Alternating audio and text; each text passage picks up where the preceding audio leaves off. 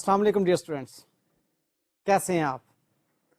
اور آڈیٹنگ کے بارے میں آپ کا یہ جو انٹروڈکٹری پیریڈ چل رہا ہے، کچھ سمجھ آ رہی ہے؟ اس میں ہم جو باتیں ابھی تک سیکھ چکے ہیں اسے میں دوبارہ سے آپ کے سامنے پیش کیے دیتا ہوں تاکہ ایک کنٹینیوٹی بن جائے، اور آج انشاءاللہ تعالی ہمارا یہ انٹروڈکشن سے متعلق جو پارٹ ہے یہ کمپلیٹ ہو جائے گا۔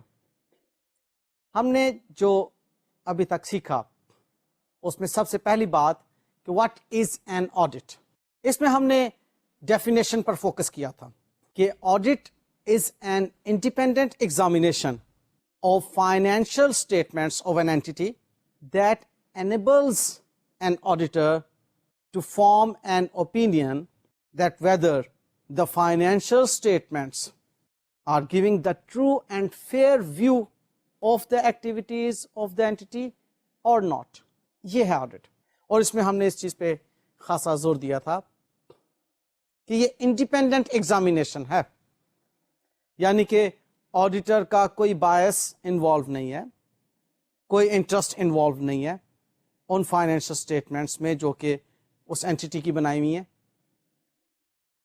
اور پھر یہ کہ وہ فائنینشیل اسٹیٹمنٹس جو آڈٹ ہونی ہے وہ in conformity with the requirements of international financial reporting standards ہیں اینڈ کمپنیز آرڈیننس 1984۔ یہ ہم نے آڈٹ کے بارے میں سیکھا تھا۔ پھر اس کے بعد ہم نے ایک اور بات سیکھی تھی، Why is there a need for an audit؟ اس پر آپ کو اگر یاد ہو تو ہم نے بات یہ کی تھی کہ آڈیٹر نے ایک رپورٹ پیش کرنی ہوتی ہے جو کہ اس کے انڈیپینڈنٹ ایگزامینیشن پر بیس کرتی ہے۔ اگر مینجمنٹ کوئی شخص امپلائی کرتی ہے اور اسے کہتی ہے کہ جی آپ ہمیں رپورٹ دیں، تو وہ رپورٹ چونکہ وہ شخص انڈیپینڈنٹ نہیں ہے درست نہیں ہوگی، مس لیڈنگ ہوگی، ان ایڈورٹنٹلی بھی اور ڈیلیبریٹلی بھی ہو سکتی ہے، اس میں ایررز بھی ہو سکتے ہیں، اس میں فراڈز بھی ہو سکتے ہیں۔ اس لیے ضرورت پیش آتی ہے کہ ہم اس کا انڈیپینڈنٹ آڈٹ کروائیں ایک ایکسٹرنل آڈیٹر سے، اور وہ پھر جو ہمیں رپورٹ پیش کرے گا اس پر پھر ہم ریلائی کریں گے۔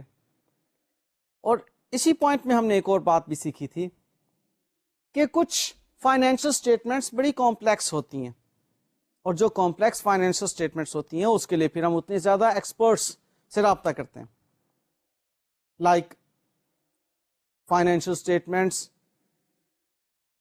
گروپ اکاؤنٹس کی صورت میں، جہاں پر کہ کنسولیڈیٹڈ ہم نے فائنینشیل اسٹیٹمنٹس بنائی ہوئی ہوتی ہیں۔ ایک کمپلیکس قسم کی سچویشن ہوتی ہے اور وہاں پر ہمیں پھر ایکسپرٹس ریکوائرڈ ہوتے ہیں، اور وہ چارٹرڈ اکاؤنٹنٹس کی شکل میں ہم فرم سے رابطہ کرتے ہیں۔ یہ چند ایک باتیں ہم نے سیکھی تھیں کہ ہم کیوں آڈٹ کرواتے ہیں۔ پھر ہم نے ایک اور پوائنٹ سیکھا تھا، what is the difference between auditing and accounting. اس میں ہم نے اکاؤنٹنگ اور آڈیٹنگ کے ریفرنس میں بڑی واضح ایک بات سیکھی تھی کہ جہاں پر اکاؤنٹنگ ختم ہوتی ہے from that very point auditing starts، اور accounting is solely the responsibility of the management۔ This is the management which has to select and apply accounting policies and procedures and methods for preparation and presentation of financial statements. This is not the auditor who is responsible for preparation and presentation of the financial statements۔ پھر اس کے بعد auditor نے کیا کرنا ہے، آگے اس کا کام شروع ہو جائے گا کہ وہ جو فائنینشیل اسٹیٹمنٹس بنی ہوئی ہیں ان فائنینشیل اسٹیٹمنٹس کے بارے میں آڈیٹر اپنا انڈیپینڈنٹ اوپینین فارم کر کے بتا دے کہ کیا یہ ٹرو اینڈ فیئر ویو پیش کر رہی ہیں اینٹی کی فائنینشیل ایکٹیویٹیز کا یا نہیں۔ وہ جو بھی ہوگا وہ اوپینین آڈیٹر پیش کر دے گا. تو یہ ہم نے سیکھا تھا کہ کیا ڈفرینس ہے اکاؤنٹنگ اور آڈیٹنگ میں. ادھر ہم نے کنفیوژن سمجھی تھی. وہ کنفیوژن کیا جو عموماً عام انسان جس کا شکار ہو جاتا ہے وہ یہ کہ اکاؤنٹنگ بھی چارٹرڈ اکاؤنٹنٹس کر رہے ہیں, آڈیٹنگ بھی چارٹرڈ اکاؤنٹنٹس کر رہے ہیں, لہٰذا ان دونوں میں تو کوئی فرق نہیں ہے. دیکھیے چارٹرڈ اکاؤنٹنٹس جس کیپیسٹی میں اکاؤنٹنگ کر رہا ہے وہ ایک امپلائی کی کیپیسٹی ہے. کچھ کیسز میں کنسلٹنٹ کی کیپیسٹی میں بھی وہ اکاؤنٹنگ کر رہا ہوتا ہے, لیکن بہرحال زیادہ کیسز میں chartered accountant is appointed by the management for preparation and presentation of the financial statements. وہاں پر وہ اکاؤنٹنگ اور رپورٹنگ کے کام کر رہا ہوتا ہے صرف.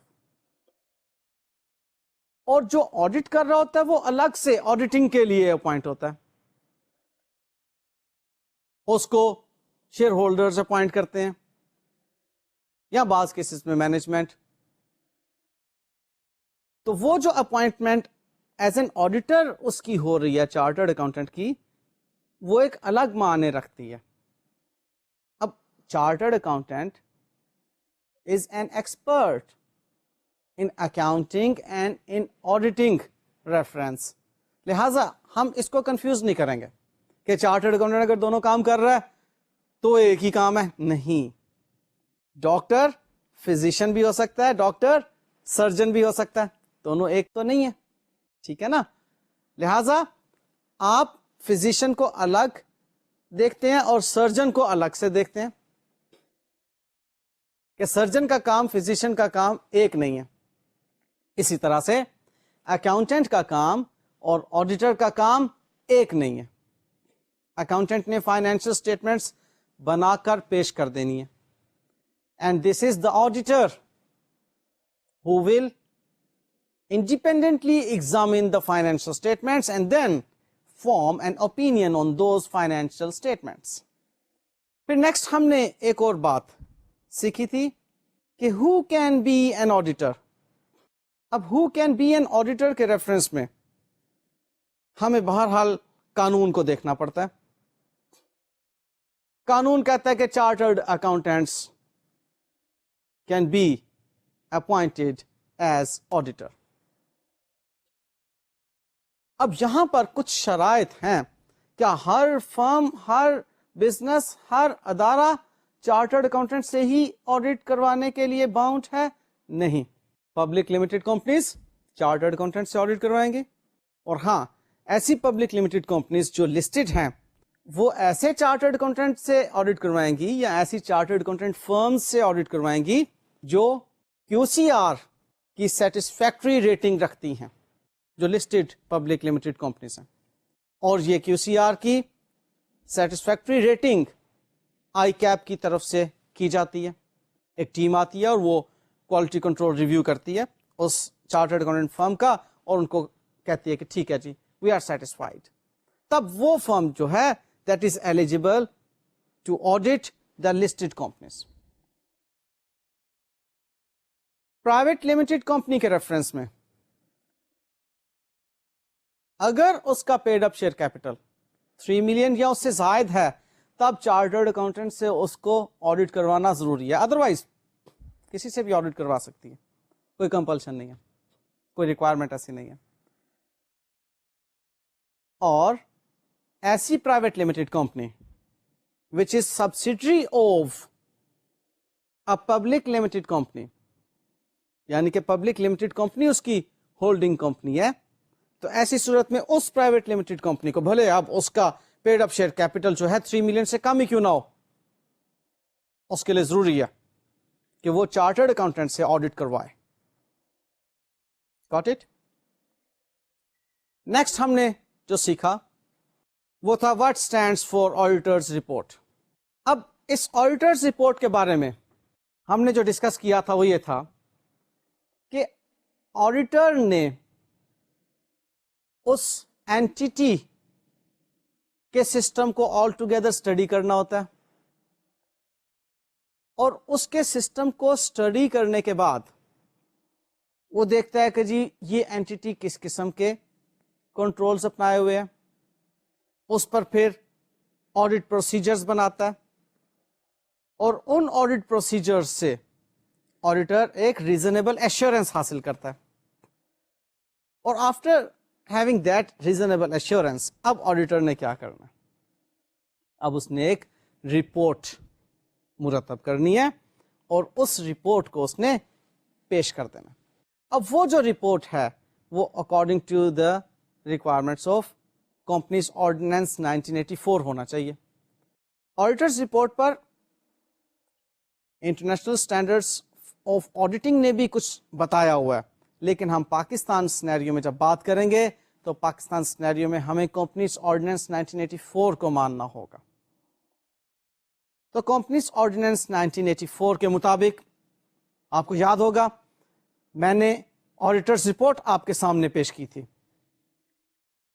جس میں کہ آڈیٹر سب سے پہلے آئیڈینٹیفائی کرتا ہے کہ میں کن فائنینشل اسٹیٹمنٹس کا آڈٹ کرنے جا رہا ہوں، پھر وہ بتاتا ہے کہ فائنینشل اسٹیٹمنٹس بنانے کی ذمہ داری مینجمنٹ کی تھی، میری ذمہ داری ان کو آڈٹ کرنے کی تھی، اور پھر وہ بتاتا ہے کہ جو فائنینشل اسٹیٹمنٹس بنائی گئی ہیں ان فائنینشل اسٹیٹمنٹس کو بنانے کے لیے اس کے پیچھے جو بکس آف اکاؤنٹس ہیں اور جو بھی میتھڈز ہیں، جو بھی پروسیجرز ہیں، جو بھی اکاؤنٹنگ پالیسیز ہیں،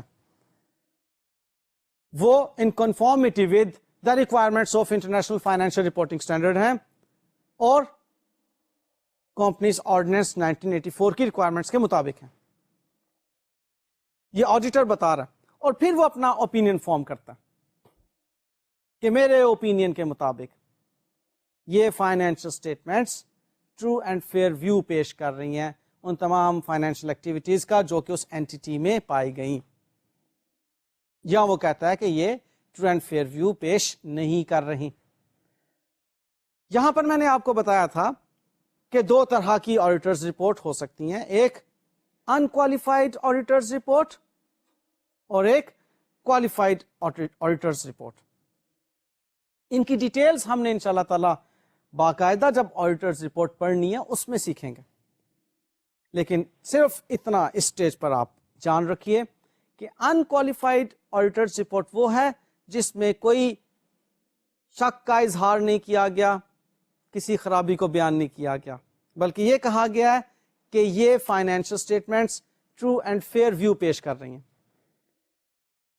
اور جو کوالیفائڈ آڈیٹرز رپورٹ ہوں گی اس کے اندر کہا گیا ہوگا کہ یہ ٹرو اینڈ فیئر ویو پیش نہیں کر رہے ہیں۔ ٹھیک ہے، سو یہ ہم نے آڈیٹرز رپورٹ کے ریفرنس میں باتیں سیکھی تھیں۔ پھر اس کے بعد آپ کو چھوٹی سی ایک اور بات بتائی تھی کہ what stands for auditors opinion.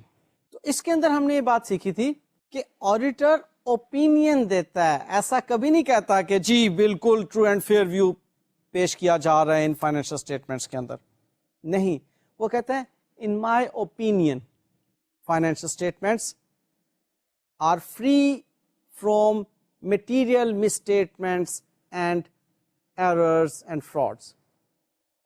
ایسی بات کرتا ہے آڈیٹر۔ آڈیٹر کبھی ایسی بات نہیں کرتا کہ جی یہ بالکل financial statements true and fair ہے، ٹھیک ہے۔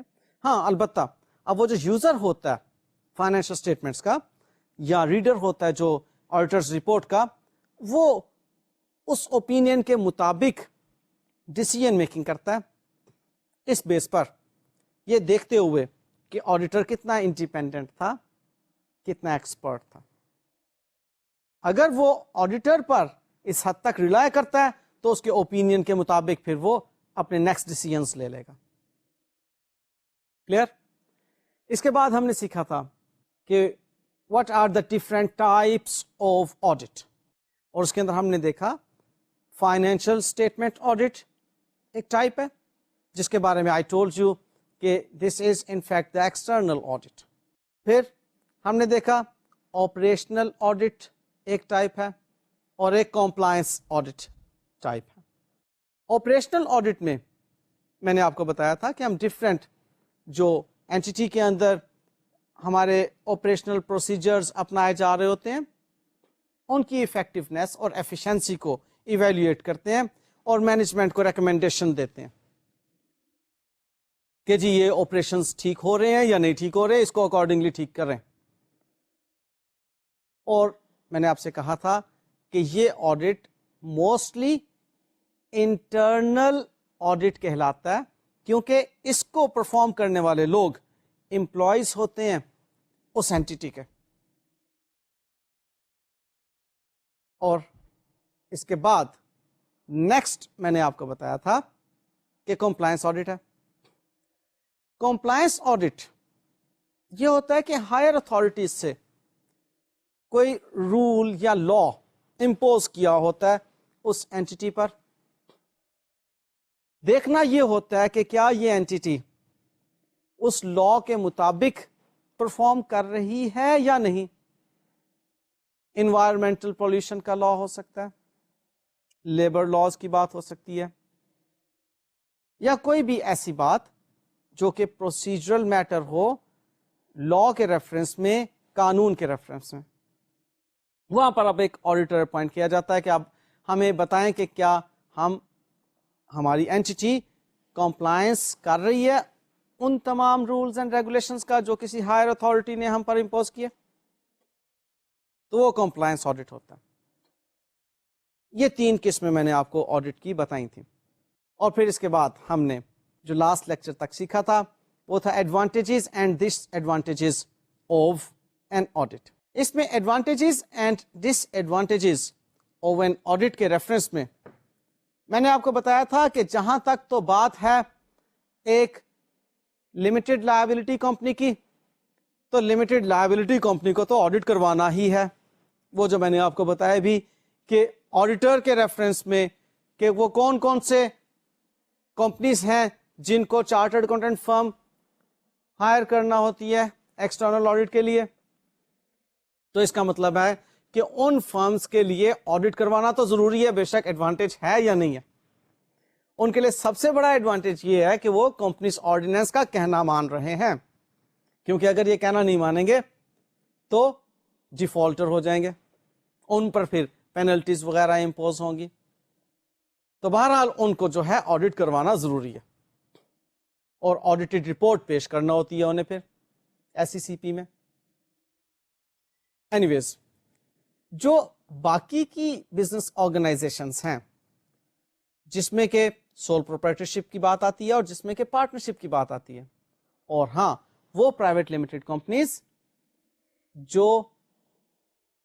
جن پر کہ لازم نہیں ہے آڈٹ کروانا، 3 ملین سے کم پیڈ اپ کیپٹل والی کمپنیز، ٹھیک ہے نا، اور جو سبسیڈری نہیں ہے کسی پبلک لمیٹڈ کمپنی کی، وہ والی پرائیویٹ لمیٹڈ کمپنیز، اور نان پروفٹ آرگنائزیشنز.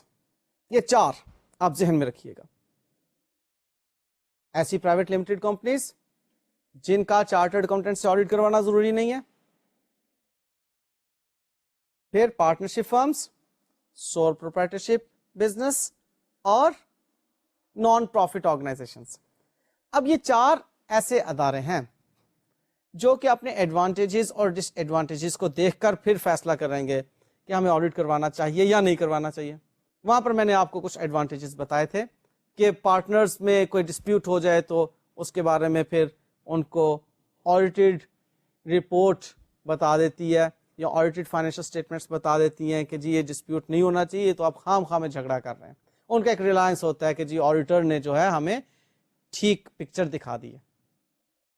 پھر اس کے بعد آپ سول پروپرائٹرشپ کے بارے میں دیکھتے ہیں کہ اگر 2 سول پروپرائٹرشپ آپس میں مرج ہونا چاہ رہی ہیں تو وہاں پر وہ دونوں بزنس کنسرن اگر آڈیٹڈ سٹیٹمنٹس سامنے رکھ دیں تو ان کا زیادہ ریلائنس ہوگا، رکیں گے اوکے جی ٹھیک ہے ہم جناب آپس میں ان شرائط پر پارٹنرشپ قائم کر لیتے ہیں. اور پھر میں نے آپ کو بتایا تھا کہ یہ چونکہ اتنا ان ڈیپتھ آڈٹ کیا ہوا ہوتا ہے آڈٹ فرم نے، ساری کی ساری باتیں انہوں نے بتا دی ہوئی ہوتی ہیں، اور وہ جو مینجمنٹ ہوتی ہے وہ اس پر پھر ریلائی کرتی ہے، اور وہاں سے مینجمنٹ کو بعض اوقات آڈیٹرز جو ہیں وہ مفید مشورے بھی دے دیتے ہیں کہ آپ اب یوں اپنے بزنس کے اندر تبدیلی لے کر آئیں, وہ بھی ان کو ایک ایڈوانٹیج ہوتا ہے. ڈس ایڈوانٹیج کی جو باتیں ہوئی تھیں ان میں آپ کو یاد ہوگا کہ ایک آڈٹ فی کی بات ہوئی تھی کہ آڈٹ فی دینی پڑتی ہے جناب. تو ٹھیک ہے بھائی, آڈٹ فی تو دینا پڑتی ہے.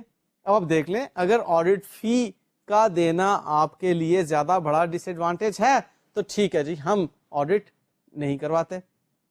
لیکن اگر آپ سمجھتے ہیں کہ آڈٹ فی کے دینے سے ہمیں جو ایڈوانٹیجز مل رہے ہیں وہ ٹھیک ہیں, ہمارے لیے قابل قبول ہیں, تو ٹھیک آڈٹ فی دے دیتے ہیں.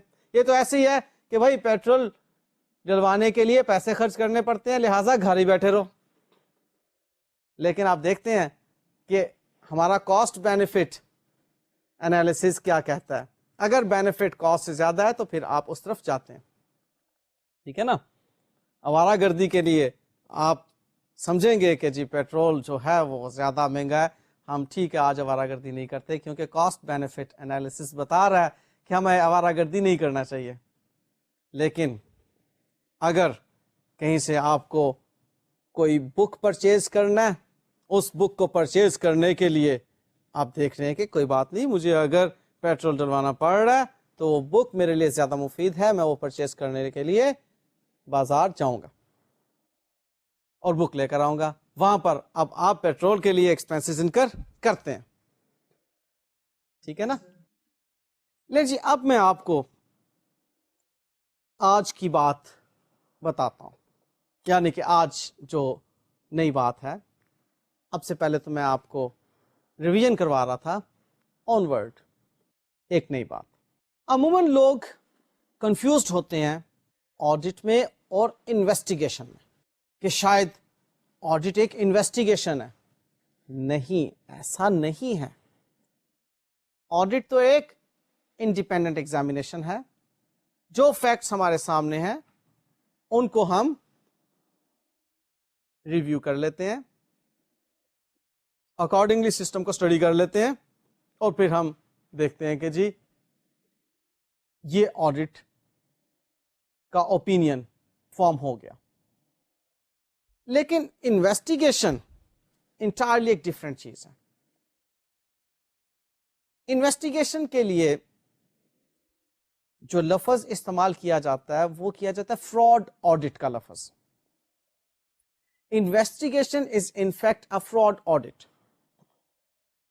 میں آپ کو کچھ پوائنٹس بتا رہا ہوں, ان پوائنٹس کو سمجھنے کے بعد ہم یہ جان جائیں گے کہ فراڈ آڈٹ یعنی کہ انویسٹیگیشن اور آڈٹ میں فرق کیا ہے. آئیے ہم بالترتیب ان پوائنٹس کو دیکھتے ہیں. Number 1, fraud auditing is unlike financial auditing. It is more a mindset than a methodology. جو فائنینشیل اسٹیٹمنٹ آڈٹ ہے وہ تو ایک میتھڈالوجی ہے کہ آپ نے ایک میتھڈ ایک ترتیب سے اپنانا ہے اور بالآخر آپ نے رپورٹ کرنا. جبکہ فراڈ آڈٹ ایک مائنڈ سیٹ ہے. آپ کا ذہن اس طرف ہوتا ہے کہ نہیں یار اس کے اندر کچھ نہ کچھ گڑبڑ ہے, اس گڑبڑ کو ڈھونڈنا ہے. انویسٹیگیشن گڑبڑ کی جاتی ہے. جب کوئی گڑبڑ آپ کے سامنے آتی ہے, جب کوئی پرابلم آپ کے سامنے آتی ہے, کوئی ایمبیزلمنٹ آپ کے سامنے آتی ہے, کوئی مس اپروپریشن آپ کے سامنے آتی ہے, تب آپ جا کر اس فراڈ کو آڈٹ کرتے ہیں.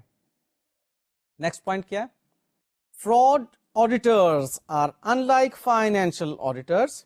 Fraud auditors focus on exceptions, accounting irregularities, and patterns of conduct, not on errors and omissions. جو فائنینشیل اسٹیٹمنٹ کا آڈیٹر ہے اس کا فوکس ایررز اور اومیشنز کے ریفرنس میں ہوگا. وہ تو دیکھے گا کہ پروسیجر صحیح اپنایا جا رہا ہے کہ نہیں اپنایا جا رہا, جہاں پر نہیں اپنایا جا رہا کیوں نہیں اپنایا جا رہا. وہ دیکھے گا کہ یہ جو کنٹرول میجرز ہیں یہ اسٹینڈرڈائزڈ ہیں یا ان کی اپنی ٹیلرڈ ہیں, اور اگر ٹیلرڈ ہیں تو کیا یہ اس اینٹیٹی کی ریکوائرمنٹ کو فلفل کرتی ہیں. If yes okay no problem, اس اینٹیٹی کی ریکوائرمنٹ کو فلفل کر دیا ٹھیک ہے. اب اس میں اگر کوئی ایرر یا اومیشن ہو گئی تو وہ اس کو دیکھ لے گا. اس کی نظر یہ نہیں ہوتی کہ میں اس کے فراڈ کو پکڑوں. جبکہ फ्रॉड ऑडिटर जो होता है, यानी कि ऑडिटर फ्रॉड नहीं होता, जो फ्रॉड को ऑडिट करने वाला होता है, वो इस माइंडसेट के साथ आता है कि इधर कोई इरेगुलरिटीज हैं जिनको मैंने देखना है, ठीक है, इधर कोई प्रॉब्लम्स हैं जिनको मैंने देखना है. नेक्स्ट पॉइंट देखते हैं. Fraud auditing is learn primarily from experience, not from audit textbooks or last year's working papers. Learning to be a fraud auditor means learning to think like a thief, whereas the weakest links in this chain are internal control. क्यों जी? कि यहां पर अब आपने सोचना ही चोर की तरह. देखो, चोर की तरह सोचोगे तो चोर को पकड़ोगे, ठीक है ना. तो फ्रॉड ऑडिट करने वाला जो शख्स होता है, उसके जहन में जो चीज होती है वो नेगेटिविटी होती है, ऑडिटी होती है. वो कभी भी पॉजिटिवली नहीं सोचेगा, तभी जाकर वो फ्रॉड को पकड़ सकेगा. जहां पर आपने पुलिस का रोल देखा होगा, क्यों नेगेटिव होता है? क्योंकि उन्होंने थीव्स को पकड़ना होता है, ठीक है. तो वो सोचते ही उस तर्ज पर हैं और तब जाकर फिर वो फ्रॉड को पकड़ भी लेते हैं. तो इन अ वे यहां पर फ्रॉड ऑडिटर जो है वो इस तरह से नहीं एक्सपीरियंस की बेस पर, या इन अ वे एक्सपीरियंस मींस पास्ट एक्सपीरियंस. यहां पर मैं जो एक्सपीरियंस की बात करूं, पास्ट एक्सपीरियंस जो कि वर्किंग पेपर्स से हासिल होता है, पिछले साल की वर्किंग पेपर्स फाइल या करंट फाइल को देखा जाता है, या बुक्स में जो नॉलेज है उसका वहां से वो चीज लेता है. बल्कि फ्रॉड ऑडिट करने वाला जो ऑडिटर होता है वो थिंक्स लाइक अ थीफ, ठीक है. उसका जो एक्सपीरियंस पिछला होता है इस तरह से फ्रॉड ऑडिट करने से, वहां से उसकी लर्निंग्स हो रही होती हैं, ठीक है. नेक्स्ट पॉइंट देखते हैं. From an audit perspective, fraud is intentionally मिसरिप्रेजेंटिंग financial facts of a material nature. From a fraud audit perspective, fraud is an intentional misrepresentation of financial facts. यानी कि यहां पर मटेरियल या इमटेरियल होना जो है वो बात नहीं है. दोनों बातें ऑलमोस्ट आपको सेम नजर आ रही है, with the difference of material misstatement. जो नॉर्मल ऑडिटिंग की अप्रोच है, वो ऑडिटिंग की अप्रोच क्या है कि मटेरियल मिसस्टेटमेंट्स के ऊपर कंसर्न है. जो फ्रॉड ऑडिटर है वो कहता है कि नहीं जनाब, materiality इमटेरियलिटी doesn't matter, fraud is fraud, ठीक है. नेक्स्ट पॉइंट देखते हैं. Frauds are committed for economic, egocentric, ideological, and psychotic reasons. Of the four, the economic motive is the most common. Fraud निस्बतन जो माड़े लोग होते हैं वही करते हैं, लेकिन बाहर आप देखते हैं कि फ्रॉड आपको उस सतह पर भी नजर आता है जिसको कि आप कहते हैं कि मैनेजमेंट है. डायरेक्टर्स की सतह पर भी आपको फ्रॉड नजर आता है. अब फ्रॉड कौन कर रहा है? फ्रॉड इनफैक्ट वो शख्स कर रहा है जो नॉर्मली अपने आप को उस स्टेज से ऊपर देखना चाह रहा है, या फिर उसकी एक साइको प्रॉब्लम है, वो फ्रॉड कर रहा है, या ईगोसेंट्रिक है, वो समझता है कि जी मुझे ये चीज हासिल करना चाहिए, या अपनी किसी महरूमी को दबाने के लिए वो फ्रॉड कर रहा है. तो नॉर्मली इस किस्म की रीजंस होती हैं जिसकी वजह से फ्रॉड किया जाता है. लेकिन रिसर्च ये बताती है कि फ्रॉड जो है ज्यादातर वो लोग करते हैं जिनके इकोनॉमिक प्रॉब्लम्स होती हैं, ठीक है. नेक्स्ट पॉइंट है जी, fraud tends to encompass a theory structured around motive, opportunity and benefit. या तो मोटिव होगा फ्रॉड करने का, या अपॉर्चुनिटी मिल रही होगी फ्रॉड करने की. या तो कोई मोटिव होगा या अपॉर्चुनिटी की वजह से फ्रॉड हो रहा होगा, या फिर किसी बेनिफिट को हासिल करने के लिए फ्रॉड किया जा रहा होगा. तो ये तीन वो कह रहे हैं कि रीजंस हो सकते हैं फ्रॉड करने के, ठीक है. नेक्स्ट देखते हैं. Fraud in a computerized accounting environment can be committed at any state of processing, input, throughput اور output. Input frauds کا مطلب entering false and fraudulent data are the most common. آپ اس کو انپٹ کرتے وقت جب ڈیٹا فیڈ کر رہے ہیں اس وقت ہی آپ نے غلط چیز فیڈ کر دی. کہتا ہے کہ کمپیوٹرائزڈ اکاؤنٹنگ کے اندر آپ کو فراڈ نظر جو آتا ہے ان پٹ، تھرو پٹ اور آؤٹ پٹ کے دوران میں. آؤٹ پٹ لیتے وقت آپ نے غلط جو ہے اس کی آؤٹ پٹ دے دی. زیادہ تر ان پٹ کے دوران میں جب آپ انفارمیشن جو ہے پروسیس کرنے کے لیے ان پٹ کر رہے ہیں، کوئی واؤچر آپ اپروو کچھ اور ہوا ہے، آپ فیڈ کچھ اور کر رہے ہیں، فراڈ. ٹھیک ہے، نیکسٹ پوائنٹ کی طرف آتے ہیں. The most common fraudulent schemes by lower level employees involve disbursements. Most common میں نے آپ کو کہا تھا کہ جو ماڑے لوگ ہوتے ہیں، جو lower level employees ہوتے ہیں، وہ اس قسم کی کرتے ہیں embezzlements. Disbursement کے وقت پیسے سائڈ پر کر لیے، کم کر لیے. لائک فور مین ہے، وہ مل گیا کیشیئر کے ساتھ، 10 ورکرز کی بجائے 12 ورکرز شو کر دیے. اب 2 ورکرز کی جو ویجز ہیں اس نے اپنے جیب میں ڈال لی اور کیشیئر کے ساتھ کچھ کمیشن طے کر لی. فراڈ. اس طرح سے جو محروم ہوگا شخص وہی ڈسبرسمنٹ کے وقت فراڈ کرے گا. یا پرچیزنگ ڈپارٹمنٹ میں چلے جائیں، جو پرچیز مینیجرز ہیں، لوور لیول کے سٹاف ممبرز، ان پر ریلائی کرتے ہیں کہ ٹھیک ہے جی آپ یہ چھوٹی موٹی چیز پرچیز کر لیں. ایون اس لیول کے بھی پرچیز مینیجر لیول کے بھی فراڈز ہوتے ہیں کہ پرچیزنگ کے اندر گھپلے، فراڈ. ڈسبرسمنٹ کے وقت، پیمنٹس کے وقت فراڈ. نیکسٹ بات ہے، the most common fraudulent schemes by higher level managers involve profit smoothing, deferring expenses, booking sales too early, overstating inventory. اب یہ وہ چیزیں ہیں جس کی وجہ سے پروفٹس آپ کے جو ہیں زیادہ ہو کر نظر آئیں گے. یہ کس لیول پر؟ Higher level management. آپ نے ابھی چیزیں سیل کی نہیں ہے کہ آپ نے انکم کی اکاؤنٹنگ انٹری ریکگنائز کر لی. ریونیو ریکگنیشن جس سٹیج پر ہونی چاہیے اس سٹیج سے پہلے ہی آپ نے ریونیو کو ریکگنائز کر لیا کہ جی ہمیں تو اس سال میں زیادہ انکم شو کرنا ہے. انوینٹریز کو اوور اسٹیٹ کر دیا، پروفٹس آپ کے بڑھ گئے، وغیرہ وغیرہ. یہ ہائی لیول مینجمنٹ کے فراڈ. ٹھیک ہے، نیکسٹ دیکھتے ہیں. Accounting type frauds are caused more often by absence of controls than by loose controls. ہمارا کنٹرول ہی کوئی نہیں ہے. لوز کنٹرول ہونا ایک الگ بات ہے.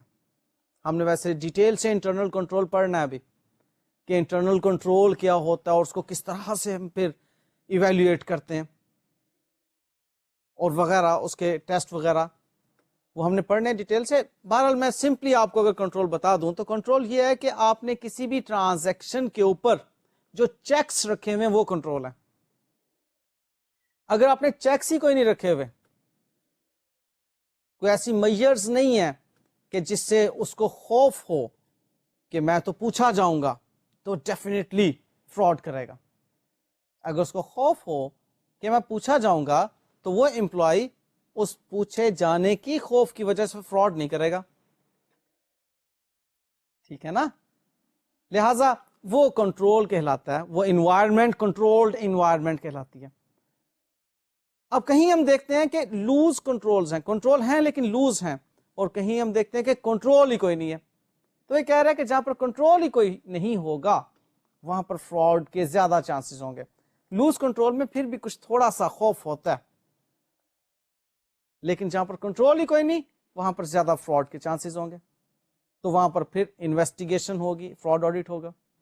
Fraud incidents are not growing exponentially but fraud losses are.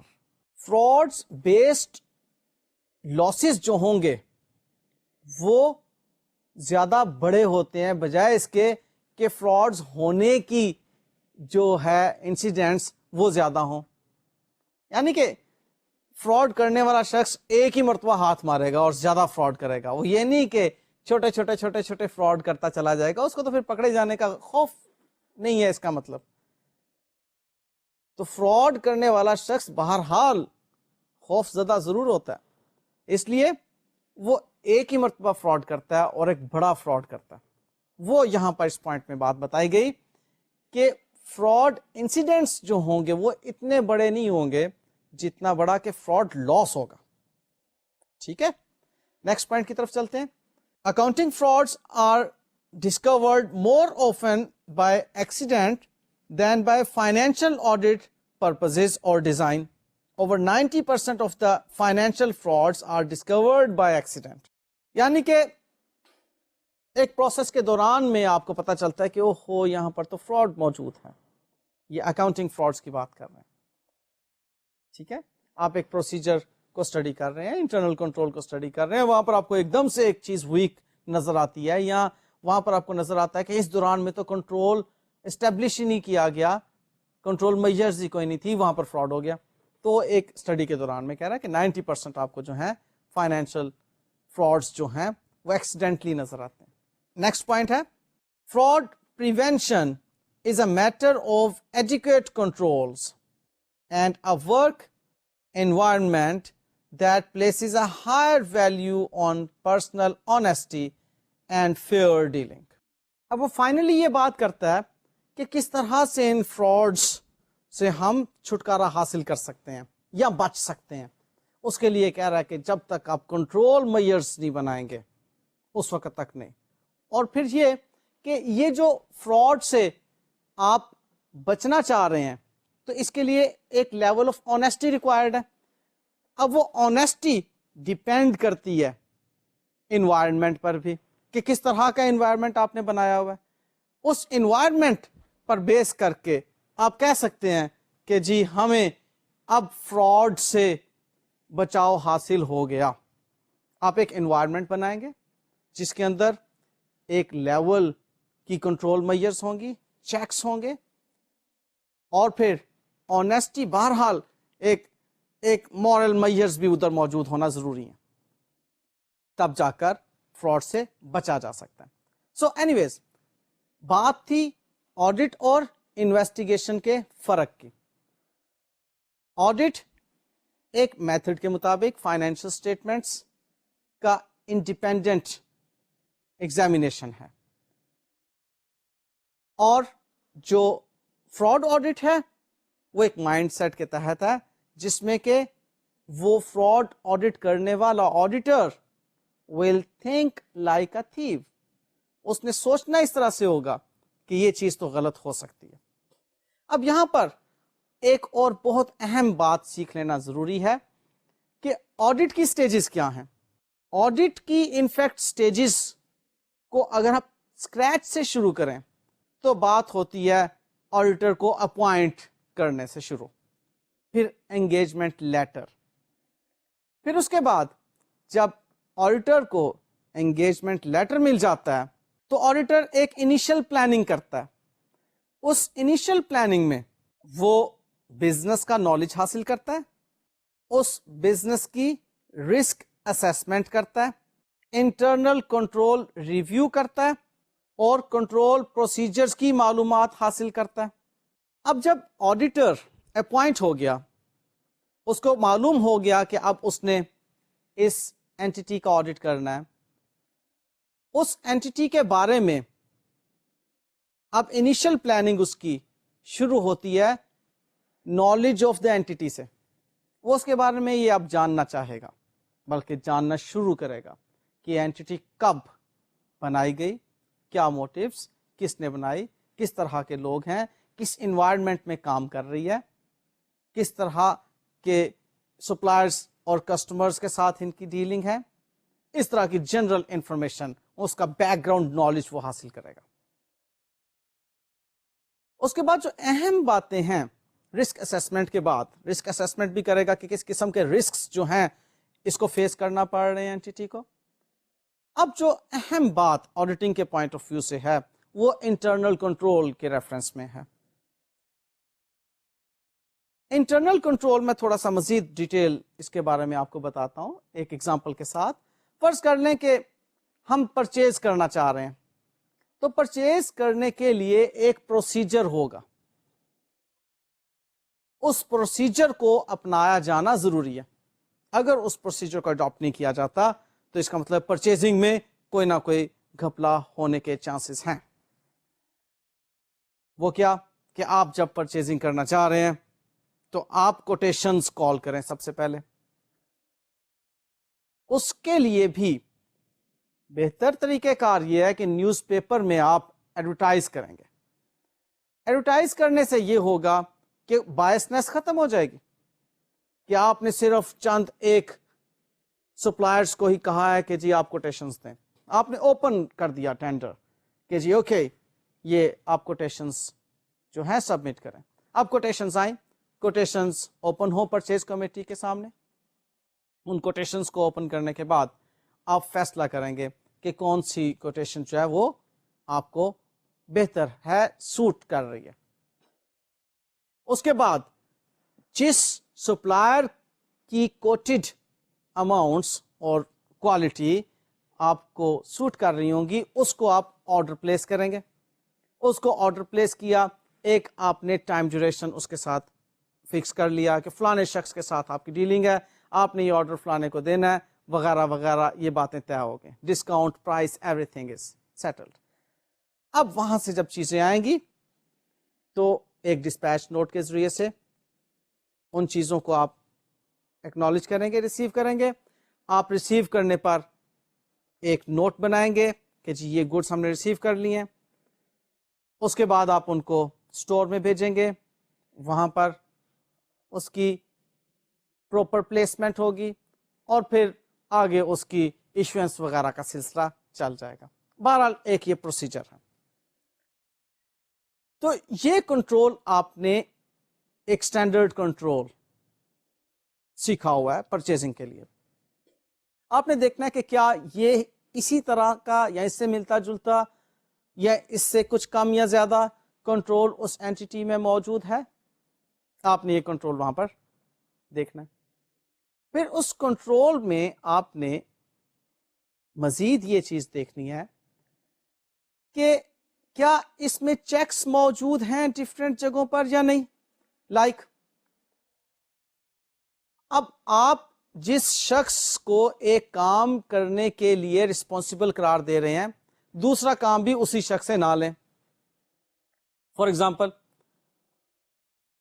जो शख्स इन्वेंट्री को, जो परचेज गुड्स हैं उनको काउंट करने के लिए रिस्पॉन्सिबल है, वही शख्स इन्वेंट्री को बुक्स ऑफ अकाउंट्स में रिकॉर्ड करने के लिए रिस्पॉन्सिबल ना हो, लाजिमन गड़बड़ करेगा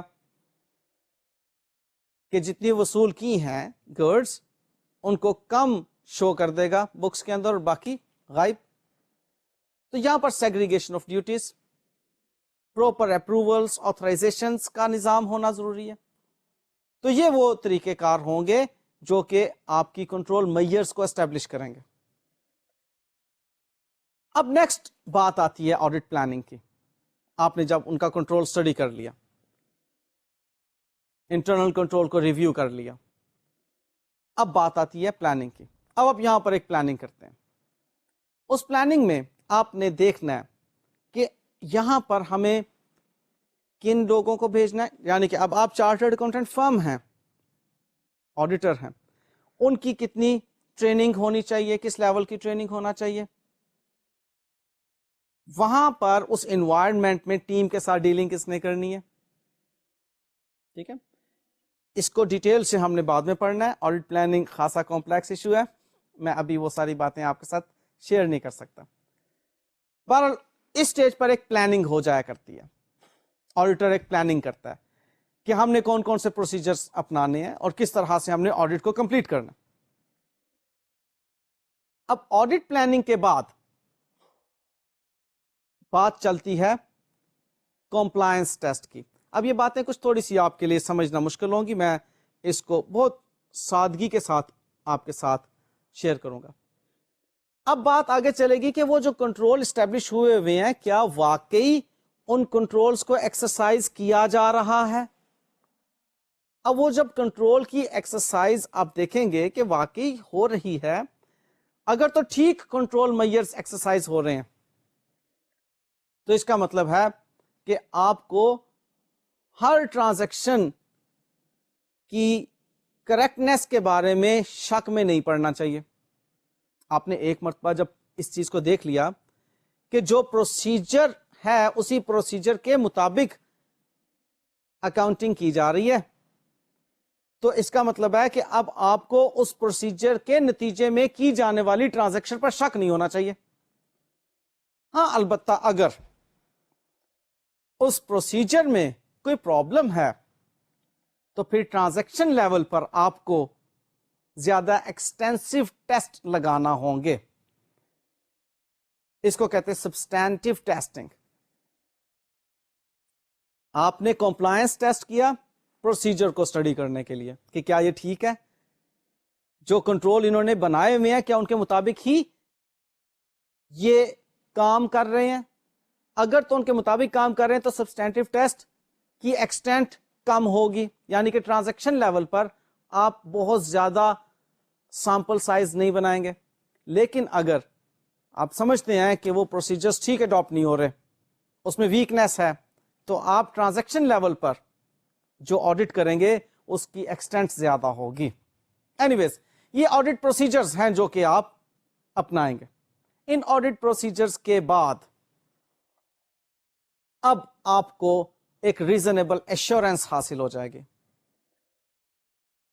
ایویڈنس آپ کو حاصل ہو جائیں گے.